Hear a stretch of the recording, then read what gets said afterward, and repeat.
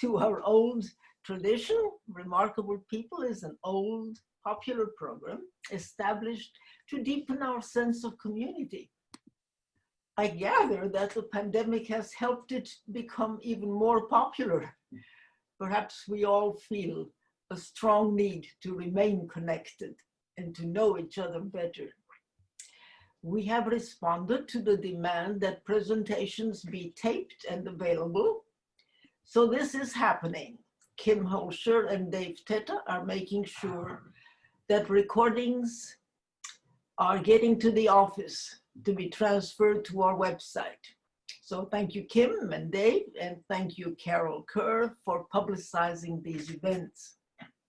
Today we have Ann Carden, who will speak for about half an hour, after which there will be time for questions. So please put your name in the chat box. It opens up, yeah, all right, in the chat box, and then when the time for questions arises, I can call your name so that you can state your question. And the floor is yours. Thank you, thank you. So this is such a fantastic program on so many levels. I get to try to gather all the complex jumble of my life together and into some kind of a coherent narrative, and you get to listen and see the things about us that we have in common. Thank you, Remarkable People, for inviting me to participate. As you listen to my story, I'm hoping that you'll connect with your own and maybe later share some of your memories with us. Based on a list of suggested questions that Carol Kerr sent me, I have organized my thoughts into 5 themes: childhood, adult roles, my spiritual journey, how I ended up in California and found my way to UU Marin, what I'm looking forward to as I move on. And then I have a couple of quotes I want to throw in at the end. Childhood. I was born in St. Catherine's Hospital in Brooklyn, New York, the third of 4 children, 2 older sisters and a younger brother, of parents who had immigrated in their late teens from Ireland. My father in 1917 and my mother in 1925. They each came along, they came alone across an ocean from one world to another to try to make a better life for themselves and eventually for their children. And they did just that. Who my parents were is essential to my understanding of how I have composed my life so far and how I'm continuing to compose it. So I'll introduce them to you. My mother, Marcella, grew up in Feeney, a small hilly village of sheep farms and stone quarries in the northeastern corner of Ireland. She was the second youngest of 7. Her next older brother had died at age 2.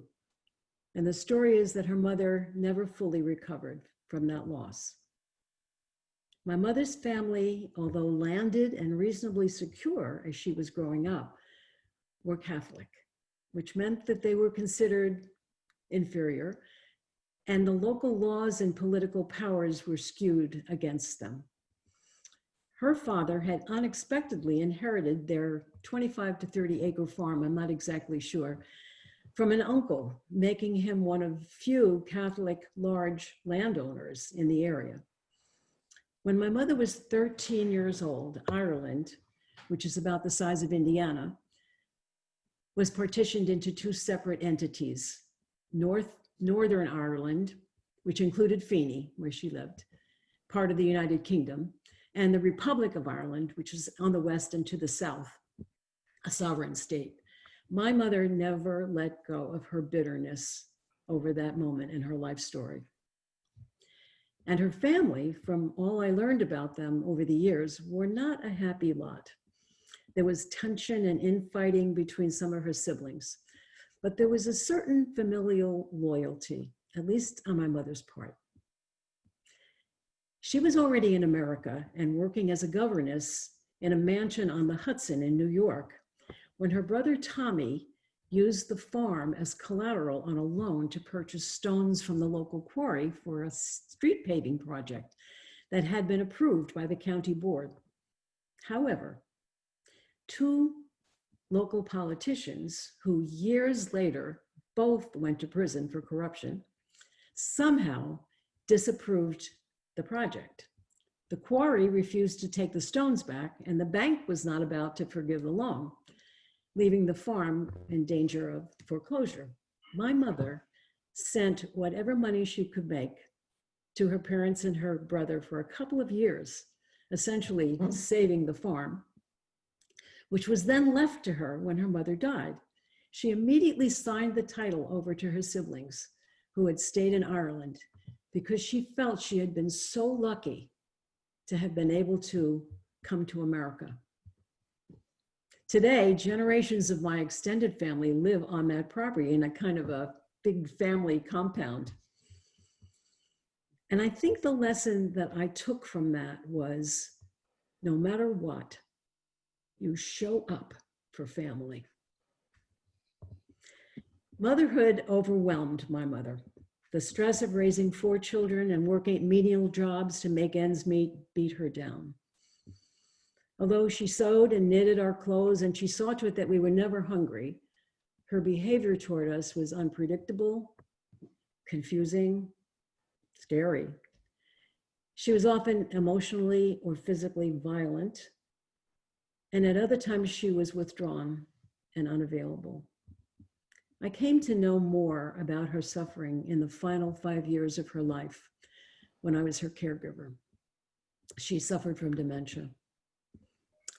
My father, Edward, came from Ballinasloe, an economically downtrodden community at the time of his early childhood. It's about 35 miles east of the Galway coast. Although his parents and his 6 older siblings had very little in the way of material things, they were potato farmers and what was known as turf cutters or peat harvesters. They lived in a thatched cottage. I was just going to show you this thatch. Can you see this? Thatched cottage. Yeah. That was, my sister took this picture when she was visiting in the 1970s and was still there. That's by Aunt Maggie standing out front. Anyway, they lived in that cottage and it's been updated. It's still there and it's in the family. But based on the stories that my dad told me, they were happy. They were close-knit. Everybody in their family played a musical instrument or sang or danced. I actually knew very little about the relatives of either of my parents who had remained in Ireland. My parents stressed, particularly my mother, that we were not Irish. We were American, as if that was somehow superior. My father spoke Irish Gaelic, but probably didn't think it was important to teach us. But he did teach me a gazillion Irish songs. I was the only one of the 4 of us who seemed interested. My father was silly and fun and loving. He was our primary parent. He did the laundry and a lot of the cooking. He got us up in the morning. He made us breakfast. He drove us to school. And then he came back at lunchtime with hot lunch. And we used to sit in the back of the Willys and eat our hot lunch in the back of the car. In the summer, he took us to the beach every morning. We lived close to the Atlantic Ocean. He worked the late shift as a train engineer for the BMT, the Brooklyn Metro Transit, coming home well after we were asleep every night. Evenings at home without him were stressful. My siblings. My sisters and I were academically capable. Our learning style matched the teaching style in the schools that we attended, so we excelled. My little brother did not. And my mother's lack of understanding of his struggle and her punishing behaviors toward him led me to take on the role of teacher and defender. My lofty ambition as a young child was to grow up to become a person of influence. And I was thinking like a teacher or an author or an actor, a teller of stories that might somehow convince people that kindness is the way to be with one another. I basically wanted to save the world. And I'm guessing I am not the only one here this evening who had that as a goal as a child. Our neighborhood. My two older sisters and my younger brother and I grew up in a neighborhood of brick, semi-detached houses in Queens, New York. My parents were so proud of that house. There was a tiny garden in the front and a little bit bigger one in the back. They filled both with flowers. Interestingly, never vegetables. And they didn't seem to think it was important to teach us about growing things. They wanted us to focus on book learning, which they saw as the key to our upward mobility in America. The counter effect, interestingly, is that all four of us are avid gardeners. Maybe it's just in our DNA. Our block was a multicultural village. Our neighbors were from Italy and Denmark and Germany and Greece and Poland and Ireland, like a little mini United Nations. The doors of just about every house on our block did not seem to ever be locked. Maybe they were at night, but we kids felt like we could just knock on any door and we would be welcomed in at any time. And I could tell you stories and it would take up the whole rest of the evening, but I won't do that. Suffice it to say, growing up there definitely shaped the way that I have lived in each of the many places I have called home over the course of my nomadic life. I'm always surprised when I first move into a new place that the people living around it don't know each other. And I'm always delighted at how easy it is to get them to become a village. One dessert and wine party usually does it.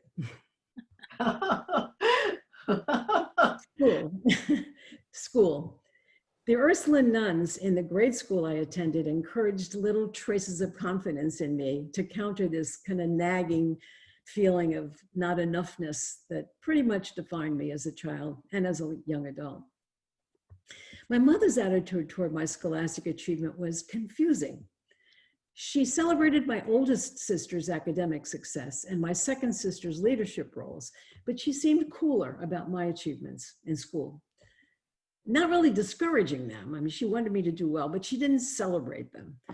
And I was first and second in my class all through school, and I got academic scholarships to high school and college and graduate school and even to a postgraduate program. But my mother never warmed up to that part of who I was. She seemed to want me to be just cute little adorable, to sing for the guests, to play the piano, to be kind, compliant, helpful. And I complied for the most part.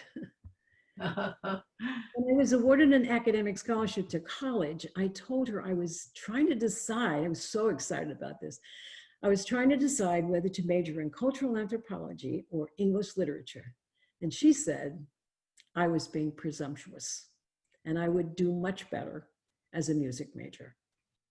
I complied. I was initially disappointed, but it never occurred to me to stand up to her.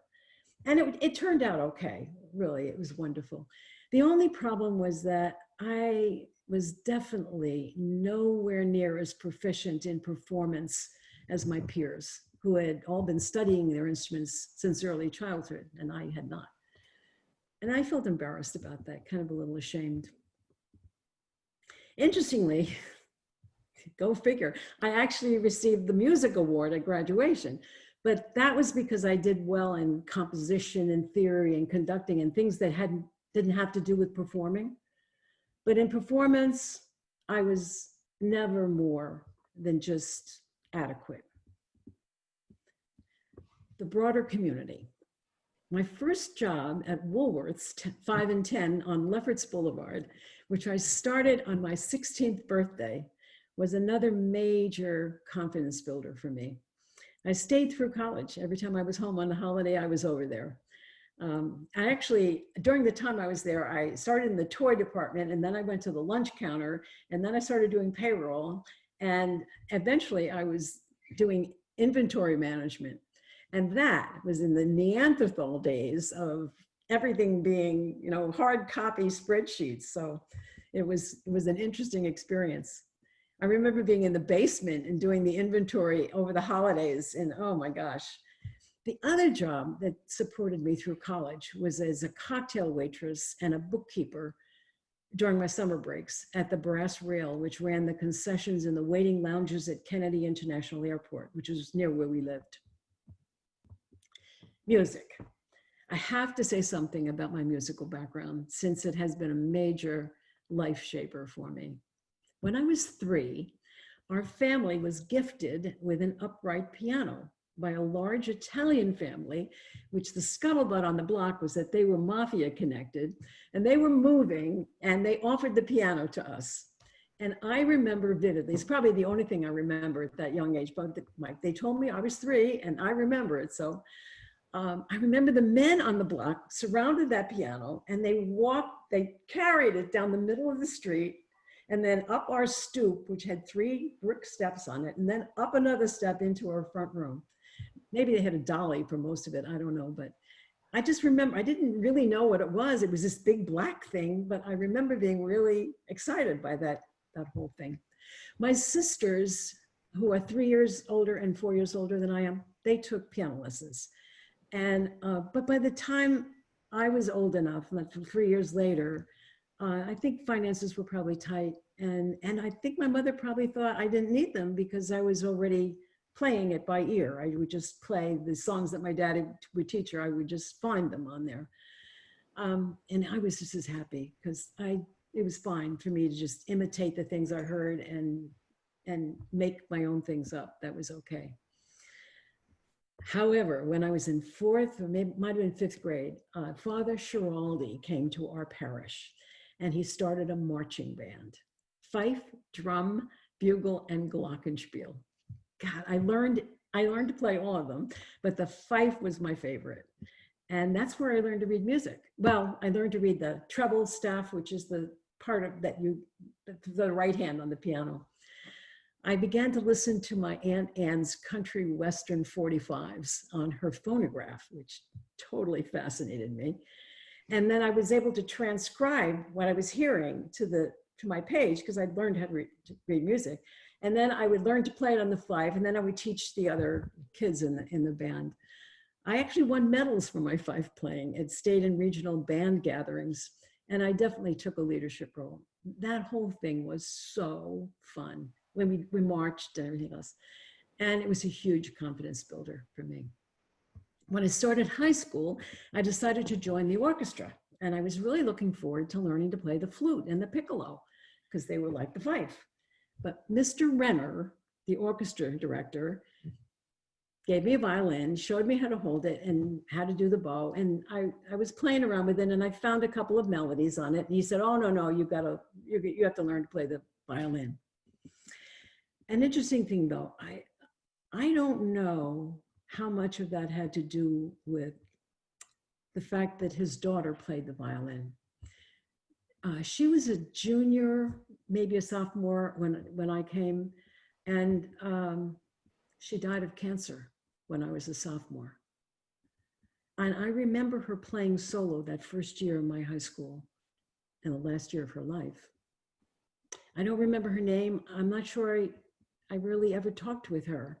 She wore these colorful scarves on her head because she was bald from the treatment. Witnessing her life and death at age 13, 14, wherever I was, that was my first truly profound existential awakening. I'm wondering, you probably can think of what yours was. Anyway, Mr. Renner told my mother that I should have violin lessons, and he recommended Miss Dorothea Jenks of High Street in Brooklyn. I took the subway every Sunday afternoon for a weekly lesson with Dorothea for a year. She was a disciplinarian, but I really grew to love her. RBG, as an older woman, reminded me of Dorothea. When I see those pictures of RBG, I thought of Dorothea. My mother bought me a violin at Mr. Shropshire's studio in New York City, where Dorothea took us. She paid $100, and this is in 1953 or 54. And she paid $10 for the case. I still have them. I don't play anymore. But that was an amazing gift that my mother gave me. I was thrilled. And I loved playing the violin. And I actually developed an adequate level of proficiency, enough to get me into my college music program. I later switched to the viola, and I played in a community orchestra before my children were born. Adult roles, psychologist. I start with this because being a psychologist has been one of the deepest and widest positive experiences of my life. Deepest because it has taken me to places of introspection that I might have otherwise have avoided. It introduced me to people of unimaginable courage and dogged determination to survive and thrive in the face of unimaginable challenges. And it humbled me to realize that what I had imagined to be my accomplishments were essentially pure gifts, and to recognize that I had a responsibility to return in kind in an unjust universe that had, for some reason, singled me out for privilege. Being a psychologist has been the widest positive experience of my life because becoming a psychologist opened up more doors to personal experience and growth than I could ever have imagined when I decided to go for my master's in family systems and my doctorate in psychology. When I think of that little girl's dream to be a source of influence in the world, I could not have found a better place to try to live out that dream. A few of the many roles I was blessed to play as a psychologist were clinical professor in the Human Values in Medicine program in a medical school, supervising psychologist in a community mental health center, clinical director of an inpatient psychiatric crisis intervention unit, private practitioner in a clinical psychology group practice, spiritual director, this was so lovely, in a residential treatment center for women with alcohol and other drug dependencies. Boy, did they teach me a few things. Co-director of a grant program at the Cleveland Justice Center for men who had been adjudicated for spousal battery, and consultant in the second battered women's shelter in this country, which was in Cleveland. And then I was their representative at the 1995 Women's World Peace Conference in Beijing. What a thrill that was. And most important, workshop presenter on a number of topics, including the Trans-Theoretical Stages of Change model by James Prochaska.